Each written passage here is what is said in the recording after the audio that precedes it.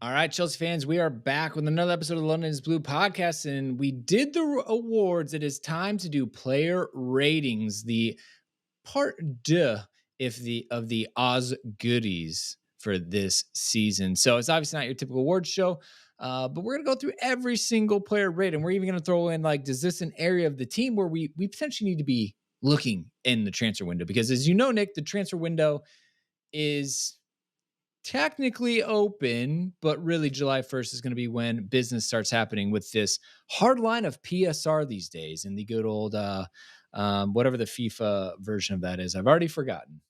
Oh, FFP? FFP. It's because when you're not in Europe, you don't think about it. Yeah, no, it's been too long. We're going back, but yeah, look, we're excited to do this. I mean, I think these are the sorts of things before we get into keep, sell, loan, right? And this is like table setting, right, Dan? So we're gonna do our rankings, give the people the rationale. You the listeners have obviously voted on these as well, and we have aggregate scores for those ratings as well.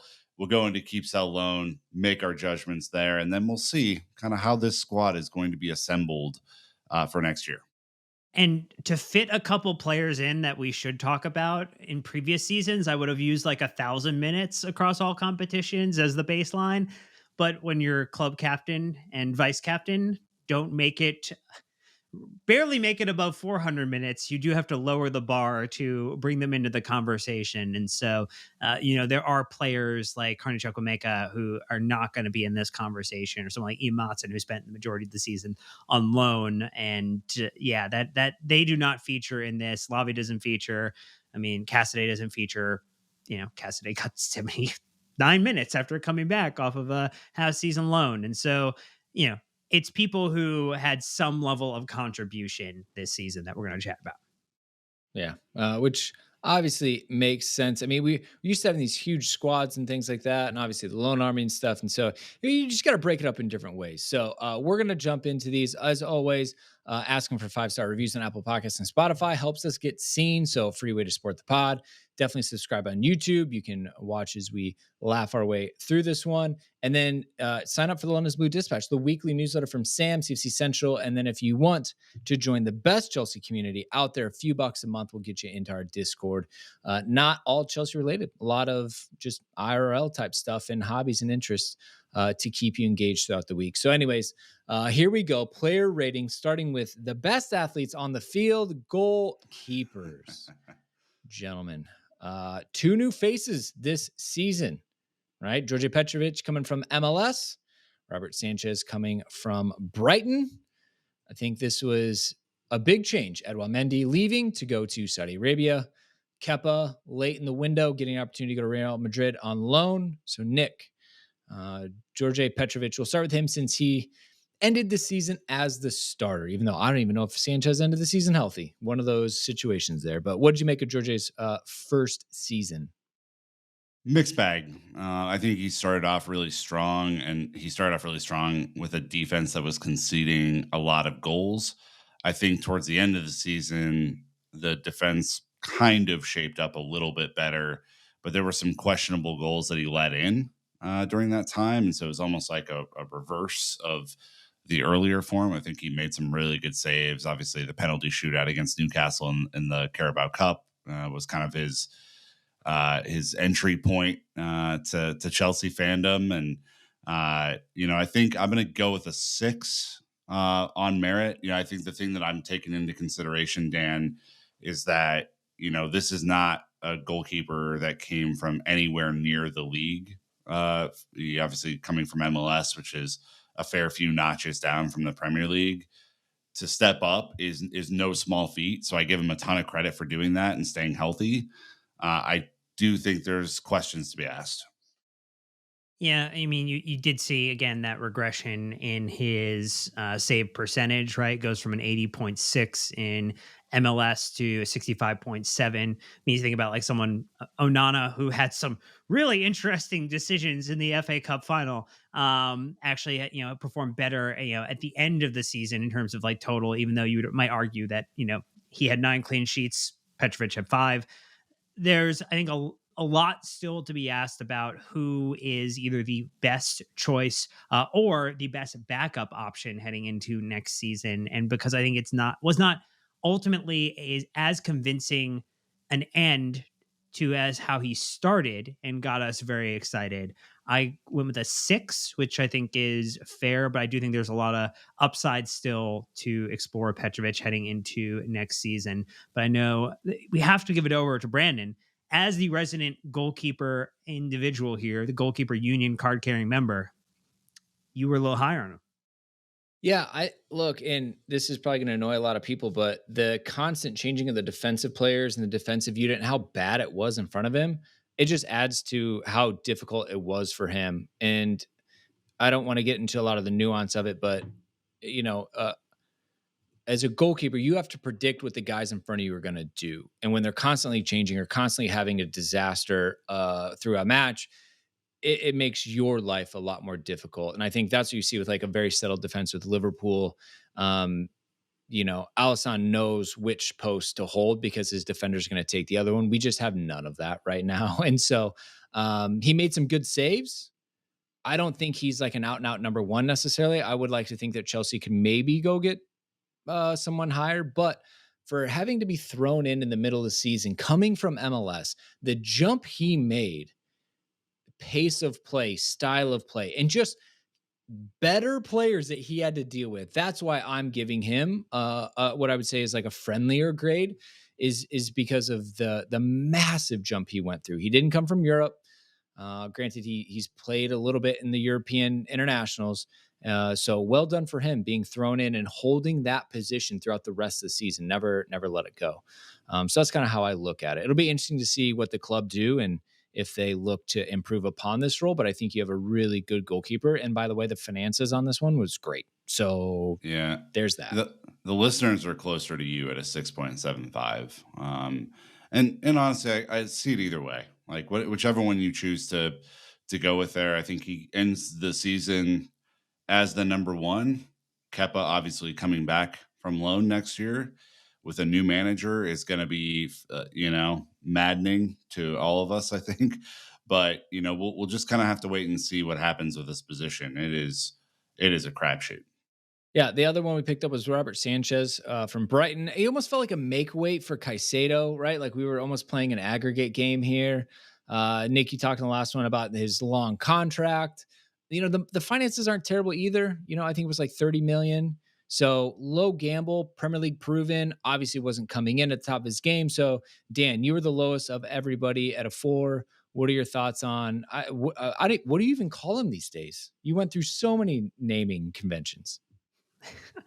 Robert. And Robert is, I think it's just super interesting. Like, I don't feel confident about him. I mean, I think it would be the most hilarious and predictable type of Chelsea thing if we decided, hey, we're going to go bring in De Zerbi, who Sanchez fell out with at Brighton and now is potentially going to have to get shipped off again someplace because they're not going to get along at the new club he manages at. I'm not hoping to speak any of that into fruition, but I'm just saying that would be the type of hilarity that Chelsea tends to invoke at times. And yeah, look, he was fine-ish. I mean, he got beat in some really like interesting ones. I don't think he was like super great from, just holding his box, claiming crosses. Like, I think it was a little bit of a mixed bag. Again, we weren't the best at the beginning of the season, so I do kind of carry that into it a little bit. And maybe a 5 like you guys is a little bit more fair, but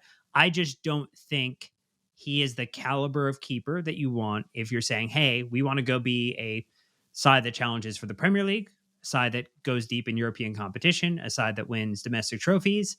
He is probably fine for a club like what Brighton's real position was at the end of this season. He's a fine backup. Sure. I mean, I would have him as a backup, but he didn't come here to be a backup though. And I think that's going to be where the rub is with him. That's why I gave him a 5. I mean, he had slightly, I think, better distribution than Petrovic with his feet. But it was still super shaky. I mean, you remember all the way back to the beginning of the season how nervous everybody was with the style that we were playing. And obviously a bunch of new pieces coming together to try and make some build out of the back play kind of happen. This is not a Premier League starting keeper for me. If he's a backup, cool, but I think you paid a lot of money for a backup keeper if that's the case. Yeah, and I think you just compare between the two. I was a 5. I just, fine at the beginning, but really kind of tailed off. And if you have Premier League experience and have been an international for Spain and things like that, and can't take over an MLS goalkeeper, I kind of have some concerns. And he couldn't stay healthy, which should be a huge red flag. So, hey, only 6 more years of Robert Sanchez. So, are we going to go back into the transfer window for an upgrade this summer? I most certainly do not think both of these guys will be back next season, one way or the other. I tip my cap to George sticking around, but you never know. I mean, don't you think, Nick, that like Sanchez could be picked up by another team to be like an above average backup with a chance to take over? I mean, the only teams that I think would have him are the teams that are being promoted up. Like Yeah. or Forest doing something very foresty and just continuing to accumulate assets like they're going out of style. I mean, this is a guy who probably will need a new lease on life at the end of the season. Yeah. Well, Dan, any strong opinions, or are you saving them? I think we'll go back in for a goalkeeper if we can get an upgrade. I think it is not the absolute top priority position, which we'll get into as we speak more. But if you could get an upgrade, I think you, in any area, you should always strike if there's good opportunity to do so. Yeah, for sure. All right, we're gonna take our first ad break. When we get back, jumping into the defenders, aka Alfie time. Thank you to the sponsors, and we'll be right back. All right, that's right. We got Alfie Gilchrist at the top of the list of the defenders, not because it's alphabetical, but because it's in order of our most beloved. So, look, Alfie coming from the academy, getting on the bench regularly, then finally getting some minutes at the end of the season when Chelsea needed bodies most. The listeners had him at just under 7 at 6.91, but Dan, I don't think by us giving him fives and sixes is any slight against him.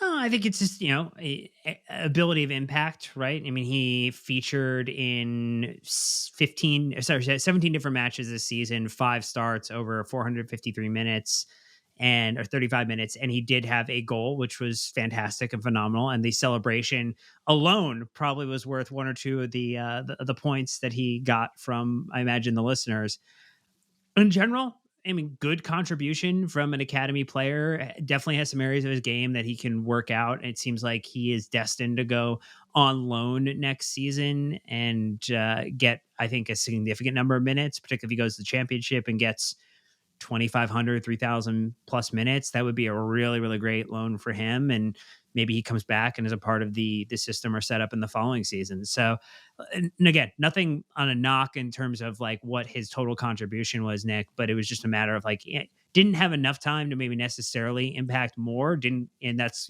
both down to the coach selecting him. And then, was used in maybe different areas that challenged his game, playing right back as a center back, I think figuring out where he's going to be and how Chelsea view his future position is going to be an important part of his development too.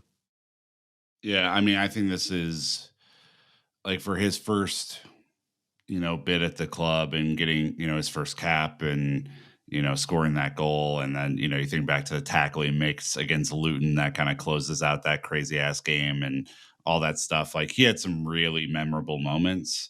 I do think he needs a season of football now at a high level, whether that be a high level championship or a low level Premier League to figure out kind of who he is and what he wants to be in this league. He's not like the biggest profile necessarily of player, but he does have the heart. He does have the communication skills in defense. He was yelling at players who were 8, 9 years older than him when he was in the team, and so I think he has the it factor, Brandon. But I think it's a 5 for me to start, which is not a bad place to be. It's a 5 because he's a defender only. Doesn't really offer anything going into attack. Still has some positional things. Is he best in a back three? Is he a right back now? Has he now made a positional change? We just don't know. And again, he's young. We've got room to grow with him, but a fan favorite, if nothing else, for the emotion and the passion. And that's maybe worth 1, 2 points the way this season went.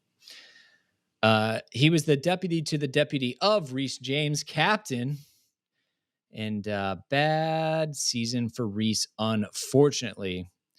So the listeners gave him a 4.86.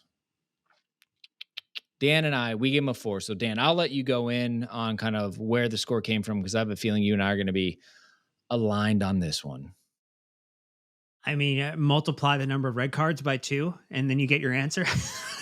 I mean, this is probably about as bad as of a season that he's had. You think about the last 2 seasons, he has featured less than he did in the 3 seasons ago. He had 19 appearances over the last 2 seasons in the Premier League. He had 22 3 seasons ago. Like, this is cratering in a pretty bad way for what his future potential could be. And we talked about this in the first half of the season review about just the importance of availability, who potentially is the captain next season if Reece James continues his injury trend and can't really turn this thing around. If you can't be available, if you can't, take an opportunity to exert your influence, it's just really, really difficult. And so I think this is a for knowing the potential of what Reece James can do on the day. If he is healthy, if he is fit, if he is available, there's a whole lot he brings to this side, and you want him in your team. And I feel mad. This is like a mad 4. Like, I'm frustrated that I'm not saying better things about Reece James at the end of this season and giving a much higher grade, which is where I would rather be. Yeah, I can't give him a grade. He didn't play. I'm happy he got surgery finally, that they stopped doing the dumbest possible recovery strategy with him and his hamstring and, all that sort of stuff. I'm really, really concerned for his long term career. And I'm really concerned that right back is too much of a strain on him physically. Um, so if that is the case, and I'm taking that under consideration, do you move him into midfield like Trent? Do you move him higher up the pitch, make him a right winger, and just use the dangerous offensive abilities he has? Do you play a back 3 and put him at right center back, a little bit of a less of a physical exertion where he can still play some long balls? I don't know, man. I think Malagusa is going to push him incredibly hard next year, and as a team, as a person who wants Chelsea to win, may the best man win. Silver lining, he still had 2 assists in unbelievably limited minutes, so you still know it's there. So, yeah, 7 big chances created in no time. I mean, the talent's That's there. what sucks. Yeah, for sure. And then kind of the same line here is Ben Chilwell, right? Listeners with a 4.21, which again, it's kind of like, well, we didn't really get to see him. I think we're all right along there. Again, I'm at 5, Dan's at 4. Nick is like, I'm not giving him a grade because we didn't see him. So, I mean, from my perspective, this is a now 13 matches played, 756 minutes. He had 23 last season, 1,400, so just under double. The season before that only had 7, and the season before that 27. Like we're not getting a lot of matches out of Ben, unfortunately, and that's a concern because again, even in his limited time, had an assist, right? He knows he can do it, but we're not there. So again, Dan, I guess from your perspective, what are you seeing with Ben? So I take less of the I will accept less of the we didn't see him argument when he featured 2.5 times more than Reece James it did in total minutes this season. I mean, he was close to 1,200. So like we saw Ben Chilwell this season. We didn't see it like did we see as much as we would want potentially? No. Did we see him play left wing at the start of the season? Absolutely. And it was super bizarre. And you had this whole Levi Colwill playing left back, Ben Chilwell playing left wing, which was a indictment, I think, of Mikhailo Mudryk as much as anybody. But he struggled for a lot of the pace, a lot of the dynamism that he has displayed in his best season at Chelsea.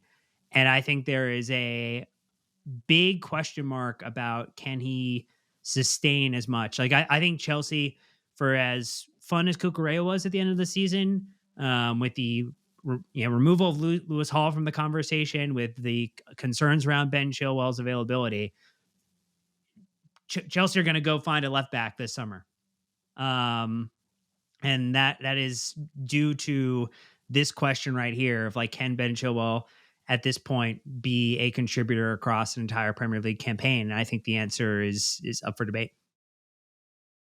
Yeah, I mean, well, I think I can't give him a grade. We didn't see enough of him. But if Reece James had a bad season, he had a worse season. I can't believe how much he's fallen off physically. He doesn't look like the same guy anymore. And I think he's one in the offseason, especially as we approach Keep Sell Loan, that is going to be a fascinating bit of conversation because as a person, like he's one of the best people and representatives at Chelsea Football Club. But we need to see a lot more of him on the pitch than doing interviews and press appearances and shit off the pitch. All right. Keep it moving here. Again, good amount of people to get through. Trevo, as we talked about again, we're just stacking the top of this list with players in sub 1,000 minutes. 13 appearances, 952, 1 goal for him. I mean, 7 for when he's there. Listeners are 7.62. So Nick, I mean, it's kind of like we're grading on a curve because normally if you Yep. miss over half the season, that's going to affect it. But it's like, all right, well, when he was there, he's pretty good. Yeah, I mean, I said this in part one of our ending here. I think he ends the season as our best center back. Clearly, physically gifted, but I think in areas where he really struggled last season, kind of man marking and one on one defending and things where he kind of had a tougher year last year, he really picked it up at the end of this year. I think you saw some huge blocks. You saw some really great marking of quicker, more dynamic players. You just saw this guy grow up a little bit in front of our eyes, and I know we're grading it on a curve. I know we're grading it on little match time, but you have to remember this dude was not going to play this season for it seemed like a lot of it, and then he ended the season really really strong. So again, might be a little bit of a homer pick for me. I'm fully aware of that, but our audience is even more bullish on him than I am, so I feel pretty good. Yeah, audience at 7.62. All of us with sevens, and I think if he does go this summer, that will be super sad. Well, another one that we've got is Benoit Badiashile. Listeners had him at 5.29. You two were at 5. I was at a 4. He 18 matches, 1,300 minutes and change with an assist. But I think, Dan, the pretty clear consensus, no matter what, is it was a regression based off of last season. I think a lot of us were pretty positive on Benoit after his debut season. Involved in one of the most hilariously bad own goals in in Chelsea's multiple actually this past season, which is not a good look in general. Yeah, definitely a step backward for Badiashile season over season. It'll be interesting to see how he puts himself back into the conversation next year. But this felt firmly like a 5, where he at the end of the prior season felt like he was probably on the trajectory to being penciled in as more a part of the 1-2 pairing for Chelsea. And now I think he is firmly in the where do we go? Yeah, I mean, I just a lot of mistakes, right? A lot of individual errors. You did see at the end of the season he did round a little bit into form, but I think this is a massive departure from where he started his Chelsea career. He looked shook for most of the year. He just looked indecisive and scared to play the ball. One of his best attributes is his passing, right? And we didn't get to see a ton of that.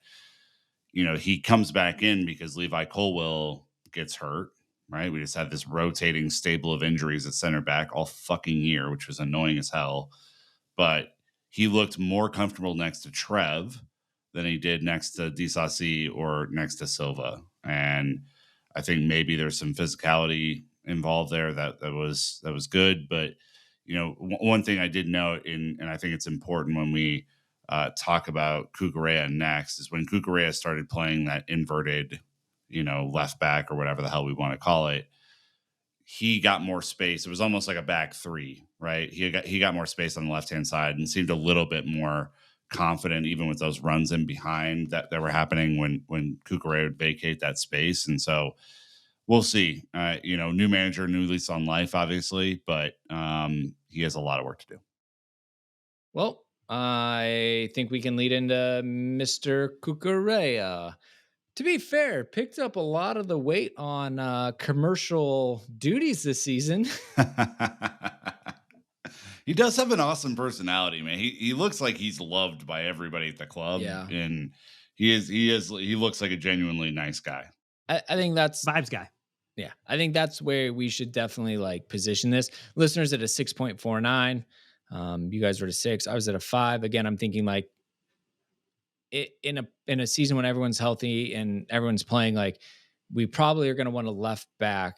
Is he the right one for that? I still think of his ability to get out of position, his ability to rush into a space and try to force a tackle. Maybe that's not the right time for it. So I'm a little bit more concerned on maybe his fit long term or kind of like in general.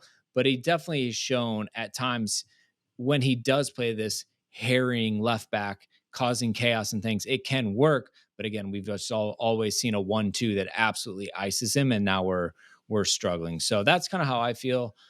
Nick, your perspective on Cucurella? Man, I don't really know. I mean, I don't see pure left back in his future. I think it has to be some sort of hybrid role. I would even be intrigued, if the club or if we go through another injury crisis, if he could play in midfield for an extended period of time. I think he did look pretty good there in moments, and if you just got him to stay in one fucking position for an entire match, I would be grateful for that. But I think there are still a lot of holes in his game, right? I mean, earlier in the season, before he got hurt and had the ankle surgery, he was diabolically bad. Obviously went through his own sort of rebirth, Dan, at the end of the season when he's playing this hybrid role. And by and large, I think acquitted himself pretty well. I think also showed some character and fight and determination and shithousery that the fans could really get behind. So, I think a 6 is a fair enough score for him. I'm fine with it. Across the entirety of the season, he had 3 goal contributions, 1 goal and 2 assists that combined matches what Reece James and Ben Chilwell did together this season in terms of total goal contributions. Though he also picked up 10 cautions to which is like combined the amount that Gusto and Colwell did put together. So like just a really like I think dividing opinion individual. It feels as if there's a lot of people who don't like Kukurea. I think there's people love him, and I actually happily find myself in the middle where I think he can be valuable in certain situations. The long term future is going to be the question. I think we'll dive more into that when we hit keep so alone. So then we've got Levi Colwell, who I was big on in the award side of it. 23 matches involved, essentially 1,800 minutes of goal and assist. I just wish, Dan, we would have seen him at the end of the season. Like when I read that he was involved in 23 matches in the Premier League, it's been so long that I'm like, he was in that many? He was around that much? And that's because he missed the last few months. So I gave him a 7, listener 6.12. Um, what did you make of it for Levi? So I went with a 6, and I feel maybe a little. I don't know. I feel like I'm being too harsh because a lot of that early time was like as a left back, adapting, doing things a little bit differently. I think that there is still a question like, will he end up going back as a part of a center back pairing next season, which would be, I think, give him an opportunity to be our comeback player of the season next year. Like, I think he would absolutely have a pathway to do that, unless Reece James comes back and plays a 38 game Premier League season. At that point, he wins it running away. He did have 2 goal contributions. He was not involved in a ton of clean sheets. He really struggled sometimes with the way he was kind of getting turned as a left back. And so got better over time. Still not great within that. I'm more interested to see if he plays a center back next season, Nick, because I think in general, his floor is going to rise substantially if he is playing that role versus a left back role for height reasons on the pitch. Yeah, I mean that with Thiago Silva leaving, potentially Trev leaving, Disasi and Batty Shield, nowhere near lock starters. He has an opportunity to lock that position down for a long time. We didn't. I think we might have missed in the like future captain consideration set because he did captain the team, I think, twice this year. Uh, Maybe a little young for that sort of consideration, but I gave him a 7. I think when he was allowed to do what he can do in a position in which he is normally used to playing, he was really, really interesting as a prospect. A lot of growth yet to do, but I think back to that, him and DSAC combo against Man City, for example, the fact that they gelled together and did everything they could to keep that team at bay. Like there was a lot of good stuff that they did, and I think it was just maybe a little too much on his body at the end. He played more at left back than he did at center back, and so it's an optimistic 7, hoping to get to a 8 or a 9 next year. All right, then we got Malagusto. Listeners at an 8.39. You two were split at 8. Obviously, Nick, you had spoken highly of Malo before. So again, we signed him Mhm. last January, stayed on loan, came in this season. We got to see him in preseason. I took that video of him at the Mercedes-Benz Stadium in Atlanta, just tackers, right, for a right back. Absolute pit bull, loves to defend. What did you make of his first season at Chelsea? Probably got more minutes than he thought he was going to get. Yeah, yeah, he's an absolute genius, and I'll say this, and I think it's a huge compliment to him, and it's also a warning shot across the bow at Reese. He's not fucking around here. He did not come here to be a second choice player. I think that you look at the way that he played this year, the contributions in both offensively and defensively, the way that we were able to move the ball out of pressing situations and out of the back in general. Like he was so critical to all of that happening. Then you get him and Cole doing techers together on that side, and it makes you wonder about a future where they are consistently healthy, consistently playing together, and are able to move up and down. I think he had some health issues that maybe held him back from being his best self, and we know how much of a physical load Dan was put on that right back position this year, but what a player, and genuinely just so excited to see him evolve. I'm excited. I think I'm happy for next year and to see if he can kind of continue at that level, right? Like that they and what a new manager, what a new formation is going to bring to. Hey, well done on that one. The next we've got is Thiago Silva, right? So listeners with 7.62, easy to get caught up in the emotions of this one since he is now left Chelsea, headed back to Brazil for his boyhood club. I gave him 7, Dan's 8, Nick 6.5. I just I think we always get caught in between the how good could they be versus how good maybe should they be in terms of that. But like Tiago was definitely needed to be a backup role. I think he filled it. He was a liability at times. He was a positivity at times. So I think it all kind of like meshed out for me at 7 because I wasn't hoping we built the team around him this season. And I think at times he played more than what he should have been playing, but he was there for the group. So yeah, Dan, I mean, 8 for you is probably a nice clap off as he walks off the pitch, gets the guard of honor. Yeah. Yeah, I think it is a little influenced by the fact that I'm super bummed that we're losing a player of his caliber, a player we wish we had seen for many more years than we had a chance to see him at Stamford Bridge. I mean, he featured more than I thought he would this season.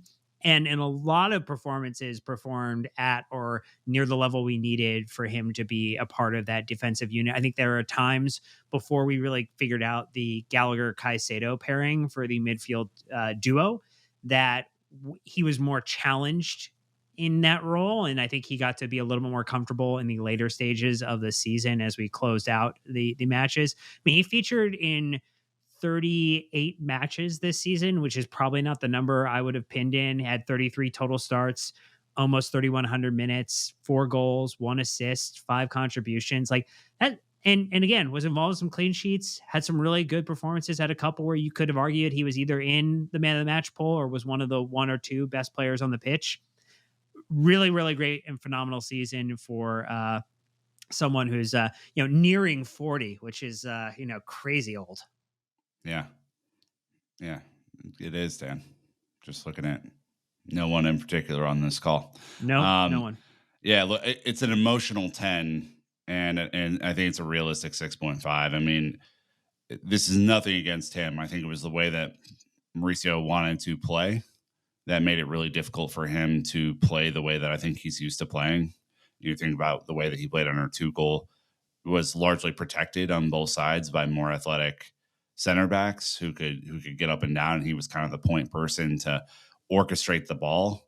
This was a much more physically demanding role, and I think at times he did struggle, but he's a person, a player that we are going to love forever and ever and ever. Amen. And very much looking forward to the day he comes back to the bridge. All right, Axel Disasi, our last defender here. Listeners with a 5.95. I had him at a 6. Same with Nick. Dan was at a 5. Look, really depends on what part of the season you take this and look Hmm. at him from. He's it was a lot of different faces of Disasi this season. 31 matches played, 2,500 minutes, 2 goals, loves a goal.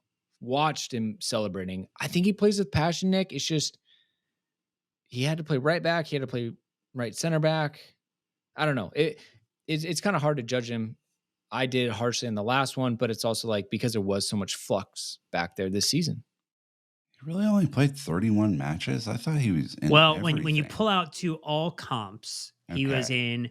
he played 44 matches, he started 41. He had 3,700 Yes. minutes effectively and made is the third highest contributor in total minutes for the team behind Gallagher and Caicedo. Yeah. Okay. That makes a little bit more sense. I It's a mixed bag for sure. I give him a ton of credit for being at one point in the season our only healthy functioning center back. Okay, like I think that is not to be understated. There were times where he was brilliant. You think of that Man City performance that he put in away at the Etihad, which was a unbelievably staunch, resolute performance. He got super hyped off a couple blocks. That was a lot of fun. And then you think about some of the mistakes that happened, and he was asked to do a lot. He was asked to play right back. That's obviously not his strength, I would say. Overall, I think a 6 is fair. You could have edged a little bit higher, even I think, just upon further review. But I don't necessarily think he firmed up his place as a starter necessarily this season. Look, I have said my part. Let's see where it goes. In general, center backs, I think this is going to be an area of exploration for the team this season. Thiago leaving, Trevo Fascinating. back, Levi, can we get him healthy? And then what is Benoit? What is Disasi? How do all these pieces fit? I expect movement here. And we already had a bunch of movement from last summer with Koulibaly and things like that. But here we go, round it again. We're going to take our next ad break. When we get back, jump into the midfielders. This might surprise you. Not many. Thank you to the sponsors, and we'll be right back. Look, my joke about the midfielders is we're not just doing who's healthy. We literally, it looks like here, Dan, only have 4 what you would consider central midfield-ish players. Is that how you're bucketing La- this? Lavia not featuring, obviously, right? Because he didn't meet the threshold. That is correct. And Ugo Chukwu barely gets over the bar at 571 minutes, 15 total matches played, 6 starts. So yeah, I mean, with Ogochukwu, I gave him a 4. Listeners gave him 4.7. I think this is one of those head scratchers that, like, oh, hey, we bought a young player that we think, was super interesting. We probably thought we were going to send him on loan. Our whole loans got out of whack, and he ended up staying as cover and then got injured. And then we really didn't see him for an extremely long period of time. And so I'm sure he's not happy with this season. I'm sure our sporting directors aren't happy with this season. And I don't think he had a great season. And so there's a lot of upward mobility for him next year, and we'll see how he does. Eh, That's old Dan's corporate speak coming back out there. Upward mobility. That's what he can do. Yeah, I mean, look, he's going to be a fine player, but I mean, he was put in a really shitty position. So I gave him a 5, but like it's not really about him as much as it is like the fact that the sporting directors put him in a position to one not he's not ready for the Premier League, and two, have to back up for the first half of the season. Moises Caicedo and Enzo Fernandez, and trying to make that work to the best of his ability. I just don't. I don't know what they were thinking there, and he could have been on loan at Strasbourg all year and probably had a great year there, and instead was at Chelsea doing whatever we thought we were going to do with him. So less about him, more about the position he was put in. I think that's super fair. Again, everything was thinking Strasbourg, and then the bottom just fell out. Even like preseason and things like that just got wonky Oh before God. we went through it. So, so thank gosh we had Ugochukwu for a little bit when we did, because our midfield literally is Enzo, Caicedo, Gallagher. I mean, that was it. Like I said, we rested Connor for one Premier League match all season, and it was just a pivot between Enzo and Caicedo, and it didn't go well. So holistically, we've got Enzo Fernandez, big money move, first full season with the club. Listeners had him at a 5.76. This would be the first time that they pretty much undercut the majority of us. I was on the high side with a 7. Dan, you're at the low side with a 5. Nick splitting the difference at the 6. We'll start on the low end, Dan. It also feels weird that it's on the low end when he actually featured for over 3,000 minutes this season, 10 goal contributions, 7 goals, 3 assists. I think it was a little bit of a step back from the half season that we saw where he came in and became a immediately valuable contributor over what was a really tough run of form. And I think had people excited about what he could do in a full season for Chelsea. And again, I think injury hampers a lot of this, and maybe a 5 is too harsh. I mean, 6 is probably more realistic, as what Nick put there as a fair grade in the season. Just where we're going to play him next year, how is he going to contribute? Can we figure out a way to get him firing? I mean, look at River Plate, it was goals and assists. At Benfica, it was more about assisting. It's about setting up the attack, and will he be a part of that infrastructure next season? A lot of questions heading into KSL, Nick, but I think in general, just a little bit of a step back from his contributions in the prior year. Yeah, whoever's the new manager, I think their number one priority within the team is to figure out how to use this guy effectively. I mean, he's not physical enough to play a 6. I think we saw that multiple times this season. Conor Gallagher comes in and helps Caicedo become Caicedo again, and that I think opened everybody's eyes. I don't think he's great as a 10 either. So how do you function with this guy who is really technically gifted, not the most physical, but hasn't really assisted that much for us either? He's a conundrum right now for this team, and obviously this all comes, Brandon, with a grain of salt because he's played with a hernia for most of the year. It's no joke of an injury. I think I've said this multiple times. Obviously, I feel for him and hope that he recovers well. But he's going to come into the season potentially coming off of Copa America and the Olympics. I don't know how healthy he's going to Yeah, I be. mean, hopefully he misses some of that. I know he's not going to want to, but just for his own sake, World Cup's not that far off. So starting to think longer term here. Look, free kick. I just think like he hit a free kick. Didn't work out on penalties. We don't know what his best position is, and the fact that he did as much as he did, kind of in this flux, and also I think he should have about 5 more assists if the attack was doing anything in the first half of the season. Yeah, So, fair enough. I'm definitely going to get him a little bit of the edge, also because he fought through almost the entire season, and we needed that. I think it could have been really easy for him on big money to pull himself out of matches, and he didn't. And so I love his mentality because of that, and am appreciative. His counterpart, Moises Caicedo, listeners with a 7.59, Dan and I with an 8, Nick with a 7. Talk us through it, Dan. How are you viewing Moyes' big money move this summer away from Liverpool right into our arms? Yeah, I'm super bullish on the way that he ended this season and how he's going to be a contributor next season. I think it was like the quiet whisper at one point, like, oh, he's starting to string together some really good games, and then it became a little bit more of a large majority of people talking about just how good he was as he rounded out the end of the season. I think there were some growing pains, learning pains, particularly within the formation that I think, just like Enzo, Gallagher, Caicedo, all of them were victim to in some capacity that gave people maybe the wrong opinion. But if we are going to continue forward with an idea of a midfield too, boy, oh boy, we have one of the best in the Premier League in that position with the way that he ended the season. And if he can find some more ways to score, doesn't have to always be as epic as the goal against Bournemouth, Nick. We're in a really good spot.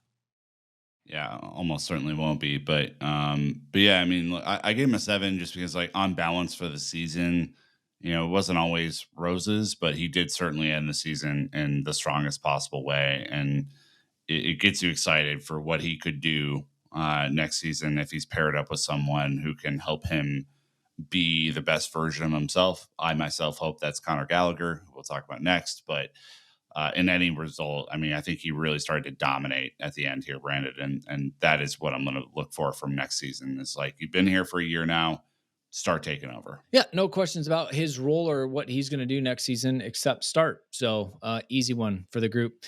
Conor Gallagher, listeners, 8.5. Nick and I at a 9.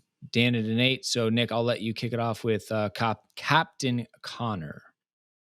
Yeah, I mean, look, availability, contributions, goals and assists. I know that the first half of the season was frustrating for a lot of people, and some people targeted him as incredibly frustrating as part of that. I think, he was asked to do a lot. He did a lot. He really started to look comfortable in his own skin at the end of the season, taking on that captain's armband for a majority of it. I love this guy. He is Chelsea, and I think, emotions aside, he's also a damn good player who does a lot of good things for the club. Uh, and again, you look at this guy and where he started to where he is now, and project that forward. He's another person that everybody should be really, really psyched about, because for the life of me, I can't imagine how you could look at the way that he progressed this year and be like, that's the first guy we need to sell. I mean, it absolutely does my head in. His engine is so impressive in the press with carries in transition. He is so good. We've seen him sprint 60 yards back to make last ditch tackles. The players that FB compares him to: Bruno Guimaraes, right? Even Papa Sarr, Joel Linton, Federico Valverde, Emery from PSG. He's there. The makings of a great player is in there. He's continued to be stretched and pushed into different areas and kind of filling in. And what I would say is probably not really playing in his best position a lot of the time, because it's what's best for the team. So I think great season from Connor. Could you want more goals from him? Absolutely. He definitely should have scored more goals, but with the season we had, he was one of our most important players, no doubt. And so I think that's where we got a lot of the success from. Now, the interesting thing is, if this central midfielder is an area of transfer window action, who knows? Get everyone healthy. We don't even know what kind of a midfield we have. Like, on paper, we should have enough, but I don't know. It's just, I think, a lot to be determined really at this point. But what about attackers? So we've got Christopher Nkunku, Chelsea's leading goal scorer. Made my prediction. Honestly, Yeah, congrats on that one. Well done. Yeah, I look forward to repeating next season. The listeners had him at a 5.6. Nick, you said NA. I'm assuming just down to minutes. But what do you think we have in Nkunku? I don't know. I mean, I think there were a lot of good vibes at the end of the season, which again, I'm very happy with. Happy we got a balloon Selly, but I think he's another one that's going to be an interesting fit for the next manager. How do you use him? How do you utilize his skills, talents, strengths?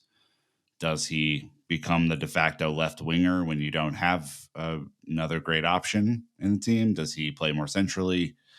and push Jackson out wide potentially. I think there's a lot of interesting options with him. He has to stay healthy, and for the love of God, if there is a turf field on preseason, which I think there will be, sit that fucking game out, man. Don't play him in those games. It's way more important, Dan, to me that he starts the season and he is a starter game one of the season and has a chance to build momentum than it is that he plays meaningless preseason games. Yeah, I mean, he didn't feature until the 18th match week, which was the 24th of December in the 2-1 loss to Wolves this past season. We only saw 553 minutes. So there's still a lot to learn about Nkunku in the Premier League. But, three goals across all competitions. The goal celly was great against Brighton, which, felt doubly good in that regard. It's just more like, can we see more next season from him? I think a 5 is kind of fair. I mean, he did feature in some larger matches, right? He was a part of the cup final against Liverpool. He almost got 60 minutes there. He was involved in the match against Man City, the kind of the draw 1-1 draw before. So like he got involved in some matches, but didn't always have an opportunity to impact. And so be very excited entering the season healthy. Don't overuse him in preseason, and hopefully, you know, make Brandon's prediction come true 1 year too late. I still think he's the best player we have if he's healthy, but he has to go out and prove it. Raheem Sterling. Oof. Oof, oof, oof. You think? Hold up. You think he's better than Yeah. Cole? Ooh, I don't know, Yeah. man. Wow, that is. I don't know. All right, listeners, let us know in the comments what you think about Brandon. I don't know, Hot man. take. For sure. Raheem Sterling, right? Listeners with a 4.91. Dan 4, I'm 5, Nick 6. So, I mean, from my perspective, some bright spots, way too inconsistent. Kind of felt like he lost his place at the end of the season. I don't think you really move him on though. So now you kind of got to look at like what is his role moving forward? How do you maximize him? But Dan, you gave him the lowest score, obviously with a 4. What do you make of Raz? Yeah, it feels weird when the player, has a generally stat wise like better overall season, and you're like, oh yeah, 4, right? Like there were some. The fact that I can remember multiple matches of really, really poor decision making, whether to not square a ball, whether to take somebody on, whether to hold on too long, it just really, really sent me. And this is probably more of like I don't feel like we can be a side challenging for the Premier League or with Raheem Sterling as a starter in our attack. I think unfortunately you will get stuck with him, and maybe this is an early KSL preview. I don't know how you move off of Raheem Sterling unless the Saudi league, which doesn't seem to be attracting that much interest again, has dollars on the table and he can get convinced that way. He's here, and that is tough. But yeah, I think it was just like there were a lot of really rough individual performances, Nick, that, maybe I'm going a little too harsh on it, but I felt like with the experience he has, with the understanding of how to play in the Premier League, with multiple seasons at, and title winning teams in Manchester City, didn't maybe exert the influence I thought he would on a side that was really full of younger players who would kind of look to him as that, an example. Am I getting this right? Is it 18 goal contributions on the year? That is correct. Yes. I don't know, man. That's not nothing. Is he my favorite player on the team? No. Am I routinely frustrated with the way that he links up with other players or doesn't square the ball for an easy tap in? Of course. I don't think you could afford to give up 18 goal contributions, though, even if he's coming off the bench as a super sub. I think a 6 is a fair enough assessment. I get that he riles everyone up because the expectations vis-a-vis his salary are out of whack a little bit. But I mean, 18 goal contributions in all comps, Brendan. Not terrible. Well, especially when you compare it to a lot of the rest of the squad. But when you compare it to Cole Palmer, straight tens across the board, listeners at a 9.87. Not sure what else they wanted to see out of him to get to the perfect 10. So, um, again, I don't think it does enough to talk about Cole Palmer in terms of Chelsea because, as we mentioned, he was in the top three for goals, right? The goals per 90, assists, penalty kicks made, his XG created. Like he was across the board. Obviously, the big one being goals and assists was number one. Um, and even goals and assists per 90, which meant he was there, made the most penalties in the season. It's just, he's on a league wide level, Dan. And I think you can even start with the season he's had, compare outside of England into European top five leagues. Yeah, there were plenty of stats where he was either one or top three across Europe this season, and in most cases, he was not two or three in a lot of those. And so, very very cool to have him in our team and on our side. And I know Nick gave him an 11 out of 10, very Spinal Tap of you, but Mhm. yeah, tens across the board without question. The only perfect player, even though some performances weren't necessarily perfect, he backpacked this team, and we are very lucky that he had a transformative season when we needed him the most. Yeah. I gave him an 11 just to bring up the average to a 10. So there we go. Boom. Next one, a bit of a forgotten man, Armando Broya. At one point in the season, our only healthy striker went to loan on Fulham Man. and quickly just kind of lost any momentum we thought we had. Obviously, look, he's coming off injuries and things like that. Nick, you're probably most positive and hopeful on Broya, giving him a four. The listeners at 3.11. It didn't work out. And to be quite honest, I think this season and the way it went is probably going to mean that he's moving on. Is my guess. I mean, if you can't. I mean, Fulham had a decent back half of the season, and Munez was good, but like he wasn't even getting a sniff at Fulham. Yeah. I feel for him. I like him as a player. I think that ACL injury he picked up during the World Cup last That season friendly. is so incredibly cruel on him. But yeah, I mean, I think it's a season to forget for Armando Broya. And I don't know if there's a whole lot more to say about it. All right. All Nope. right. And that's coming from the guy that gave him a two. And I get it. Definitely super unfortunate, but it's is kind of a movement. I think he's going to have to do something drastic to get his career back on track. Nani Madueke, again, peaks and valleys for this guy. The listeners with, I'd say, favorable 6.38. I think this might be the first time the listeners are grading higher than all three of us combined. I was the jerk at five, you two at six. But, Dan, we'll let you spin a little bit on Noni here. I mean, ended the season really strong. I think that he was basically anonymous for the first, I would call it even almost like two-thirds of the season. And really, if not for, winning some favor with Pochettino at the very end of it, he had the chance to feature. He had a chance to contribute. He improved in, I think, some of the defensive phases of his game, in addition to finding a way to contribute in the attack. Still some opportunity to progress heading into next season. But, I think he is slightly above the other attacker that I think we will talk about in a moment, just in how ready he is to go for another Premier League campaign. Yeah, I mean, 11 goal contributions this year and basically didn't play the first half of the season. I mean, like that's not nothing. I mean, I think he does need, and under a new manager will need to kind of start over again too. He could be one that, you know, has an either up or down year depending on that. But I think technically he is just more gifted than some of our other options. I think what's going to be interesting for him is, can he put it all together consistently? Can he do the defensive work consistently? Can he find any joy in that work? Because I know it's selfless hard work, and I wouldn't, obviously I'm not busting my ass out there every week, but if he can do that, if he can really start to together complete performances and stay healthy, then he's a really really interesting prospect.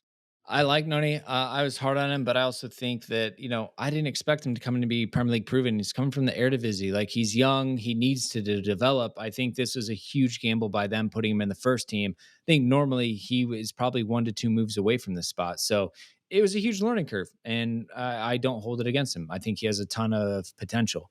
Where it gets interesting is when you compare him against Mykhailo Mudryk. They both had the same goals and assists in the Premier League, but I went 6 and gave the edge to Mudryk over Nani Madueke. The listeners, quite the opposite, going at a 5.03 here, which matched you two. So um, I'm odd man out on this one a little bit. So I guess, Dan, will let you talk about Mykhailo Mudryk, who I don't know, what was he in your wards like? Need to see more, jury still out. He was Well, mine. I think that he is a potential player that, like, potentially he could be great. Potentially he could be otherworldly. But when we are playing live matches where we need to win and get results, potential doesn't necessarily always produce the outcome that you're hoping for. And there are just still so many fundamental elements that either need to be coached up or out of Mykhailo Mudryk that uh, KSL is going to be super interesting in Mykhailo Mudryk. That's all I'm going to tease, Nick, because I think that A, I want to get people excited for KSL, and B, I think that there's just a lot we still need to dig into on Mudryk that we don't have a clear. Like, I actually think we might have a clearer answer on him than we think, which is maybe scary. Yeah, I left. I remember leaving last season in the rankings, feeling like, all right, didn't really get a fair shake. Really difficult circumstances.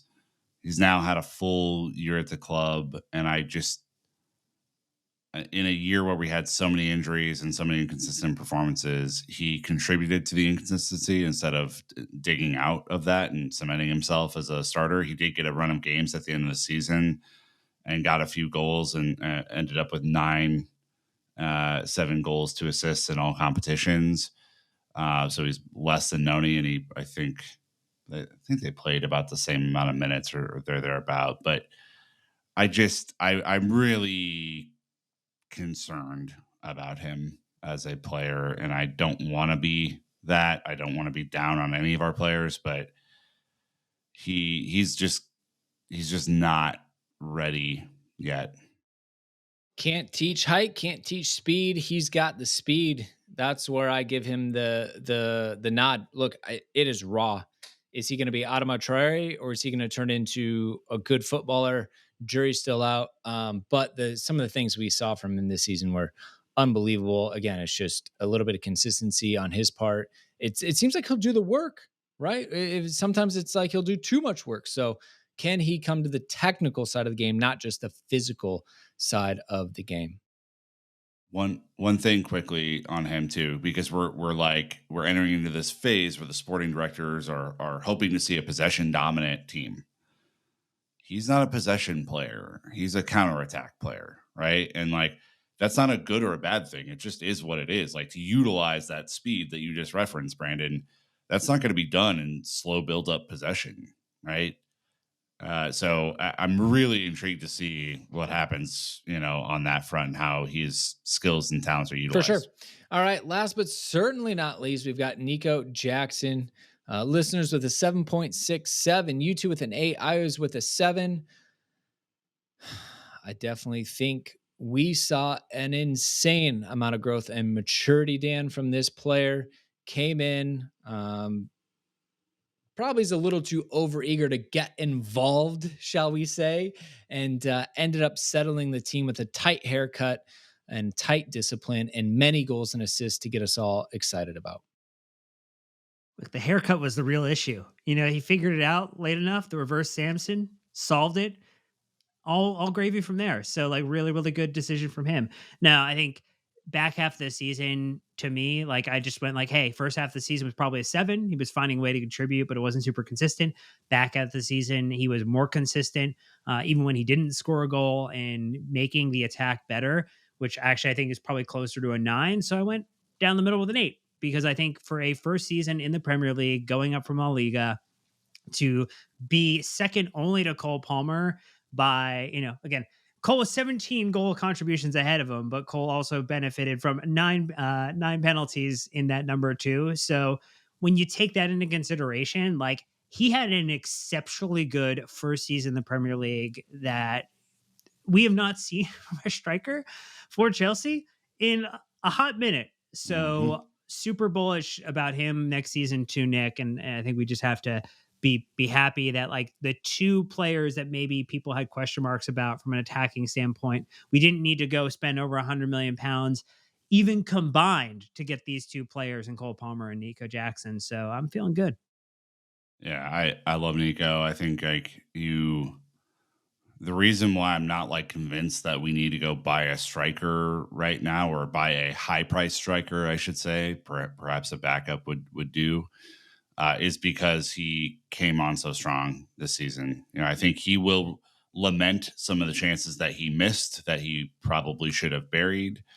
I hope that he takes this offseason and works on some of the fundamental stuff, because I do think there is a 20 goal a season striker in there somewhere. It just has to be unleashed. I hope the new manager figures out how to use his skills and talents appropriately, whether it's out on the wing like we've seen him play, or it's straight down the middle.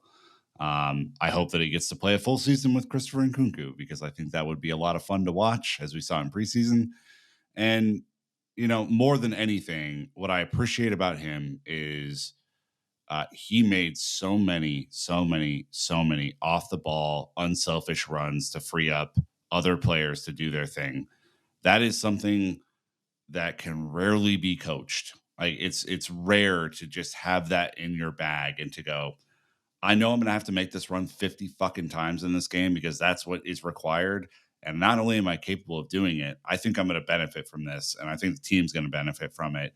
And despite all of the, Brandon, I think the maturity yellow card issues that we saw at the beginning of the year, that told me that that player is really coming around, because we have seen strikers at Chelsea over the years, much higher price strikers, make a third of the effort that he made. And I really appreciate that for him. So my hope is he turns that 8 into a 9 next year, finishes the easy chances that he missed, and maybe we get ourselves a 22, 23 goal striker. 100%. Look, he went from not going to cut it, like can't be relied upon, to the opposite. So I think we're ending the season with a little bit of clarity and some confidence. So quite happy with that evolution, and not the opposite there.